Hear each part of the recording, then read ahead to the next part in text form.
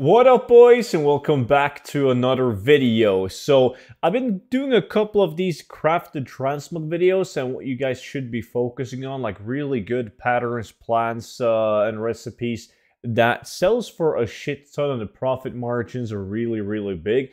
And it's so cool that way more of my community have started with crafted transmog and's been doing really good with it. So this is another video.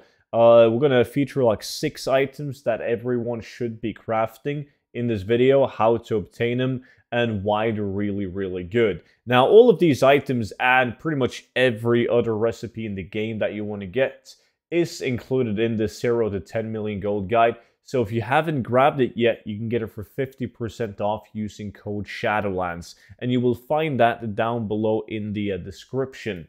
So the first items that we have to talk about, like this is my leatherworking toon, so it's going to be leatherworking items.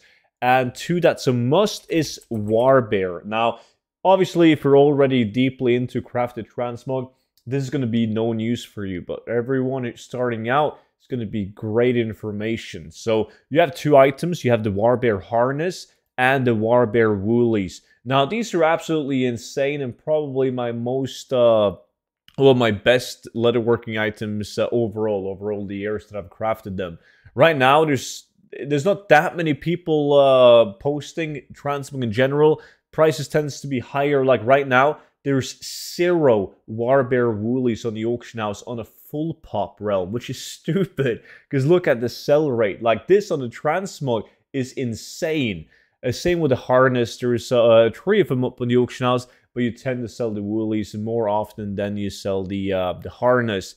Now, if you look at the profit margin all the way at the bottom of the tooltip, you can see that you will craft this on a loss. That's not completely accurate right now because there's none on the auction house, so I can pretty much post them at whatever price I want to post them at. So I've sold these for like 40,000-50,000 gold each in the past. But the reason why the profit margins are in a negative is because they need Warbear leather. And Warbear leather tends to be super expensive to obtain from the auction house. But it's so damn easy to farm. If you have a skinning toon, all you gotta do is head over to Azeroth, Eastern Kingdoms, and then you go all the way down to Blasted Lands. And in the Tainted Forest, you can skin these grizzly bears and you will swim in Warbear leather. And whenever Warbear leather is cheap on the auction house, I just buy as many as I can when they're cheap. So in order to acquire the patterns to craft these 2 items, and everyone should do it, the Warbear woolies, the best item right here, is obtained when you're friendly with the Timbermaw hold. So the NPC selling the pattern is inside the Timbermaw cave, and it's super easy to get friendly. You can literally just do the introduction quests outside the entrance of the cave, like all the way right up here, and you will reach friendly. No biggie whatsoever. However, though, if you want to get the Warbear harness, you can purchase that on the auction house. So go on the auction house and see how much gold it is. It's usually around 20,000 gold, because it can drop from a numerous amounts of places, like way more places than listed on Wowhead. It's as I said, it's a world drop at specific levels.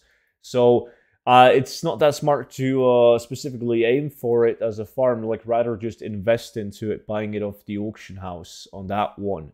So that was the Warbear items. Like, you gotta get the Warbear items. The next one is gonna be all of the styling hats. There's 4 different styling hats. You have this one, like the white and black one. And then you have the next one, which is the crimson hat, which is red. Then you have the jungle hat, which is like this, I don't know what that's supposed to be, another animal print on it. And then you have the purple hat. These fly off the auction house. They're absolutely great. There's a lot of people interested in them.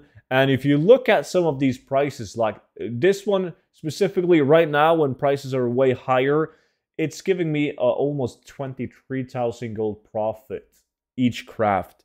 Crimson hat, even better, because it's ridiculously high up on the auction house right now, almost like over 70,000 gold profit if it were to sell for that price.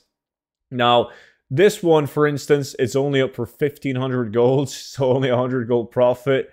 Purple hat, 4.6k gold profit. Regardless, They are extremely good, and everyone should get them. The patterns to get these hats, it's not super time consuming, but it's way harder than getting the Warbear patterns. But you got to do it. It's worth the time invested in order to get them. And how you do get them is different ways for each hat. So the first hat, the Adventurer's hat, drops in only old Hillspread foothills from the Riflemen's. Like, you just got to go into old Hillspread, kill all the Riflemen, and then run out from the dungeon, reset the dungeon, run back in. And like, do that on repeat until it drops. It's not super hard to get it. Keep in mind that you do need to have a letter working on the tune, otherwise they won't drop. The next one being the Studen Crimson hat, which drops from the Sephek Raven Guards inside of Sephek Halls. Also not super hard to get, just run that on normal mode, kill all the Sephek Raven Guard mobs. Once you've cleaned out the entire dungeon, just run out, reset dungeon, run back in. Not a biggie, not super hard to get, you should get it relatively fast. Then the next one being the Studen Jungle hat. And that one drops in Black Morass. I absolutely hate that dungeon, but you just gotta do it. Like, you gotta wait for all the portals to spawn and all of that. It's kind of frustrating, but it's super easy to get. Just rinse and repeat. Do the entire dungeon, go back outside, reset, run back in.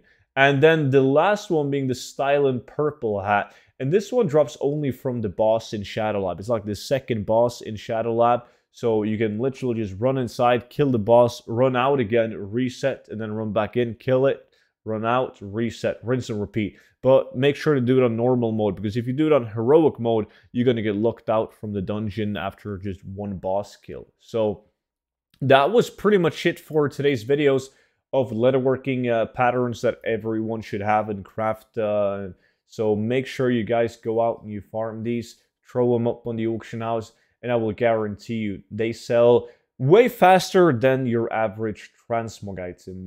But with it, like it is with every single transmog item, in order to get sales, you need to have a lot of transmog up on the auction house, big variety, so you can guarantee getting daily sales. So you should definitely add these to your daily posts. But that's it for now, so thank you all so much for watching the video. Let me know what you think about these crafting videos down below in the comments section. Subscribe if you haven't. Make sure to check out the 0 to 10 million gold guide, link down below, and I will see you all back in on tomorrow's video. But until then, bye-bye.